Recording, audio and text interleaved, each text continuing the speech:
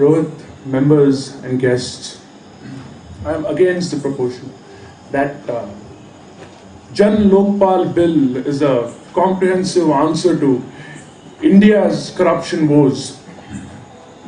What we are trying to deal with here is not an action that can be curbed. It is not a speech that can be restrained, but it is an urge, a will, a desire, an intrinsic human quality inherent amongst everyone seated here. We would want to legislate human thought to control corruption, which is impossible. When the British were here, they had rules against corruption.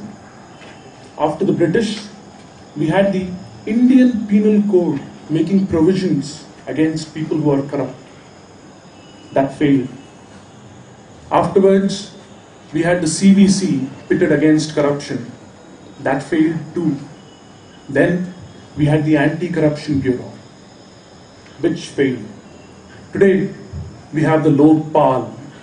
Everyone is excited about it. The new dawn, a new struggle. Yes. But in what way will this be successful when compared to its preceding laws and rules that have been brought in? I don't think so. This would fail just like the rest of them. You can stop a man from breaking the traffic signal. You can catch hold of a man accepting the 100-rupee note beneath the table. But can you suppress the desire? Nah, I don't think so. No one can do it. And let us have a good look at the Lokpal Bill itself. Proponents of the Lokpal Bill, they say that this would be much more successful than the previous attempts because it is independent of any influence. Excuse me? Hello? Independent? We have the judiciary, which is claimed to be independent of the legislative and the executive. Is it successful? I don't think so. And it is counterintuitive. It is against logic to think that Lokpal Bill will be more successful using the same mechanism, using the same machinery that the Supreme Court uses. The CBC, the CID, these are the guys whom they want to work with, whom they want to use against corruption. Haven't they been used? It goes against logic again. I have another problem with the Lokpal Bill. The time frame that they have given, they say that the first 1 year they will complete all the investigations and the next year they'll be done with the trial. Absurd. If you see the Satyam fiasco that has happened, Ramalinga Raju, perpetrator of the crime, he himself confessed to the crime. So he's given it to us in a nice plate.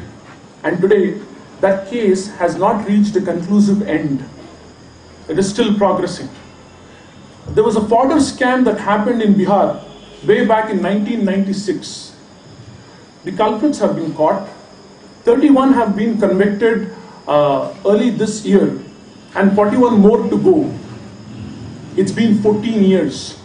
And these people claim that they can finish it off within 2 years. Is it really possible? I don't think so.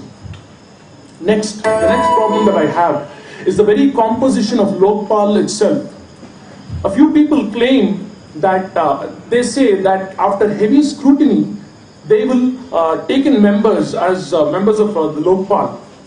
Now, they say that if anyone is found guilty of any wrongdoing, within 2 months, they would be removing them or they would be taking action against them. That is, they have agreed to the fact that even Lokpal, the members of the Lokpal are not immune to corruption. So should we have another Lokpal for this particular Lokpal? Wrong again. Next, the so-called representatives of the civil society who are in Lokpal. How can I trust Anna Hazare or his associates or his successors that after assuming so many powers, they would dissipate justice? A long time ago, the French Revolution, we all know, was claimed as the People's Revolution. After a certain stage, after the revolution, representatives of the public, they convicted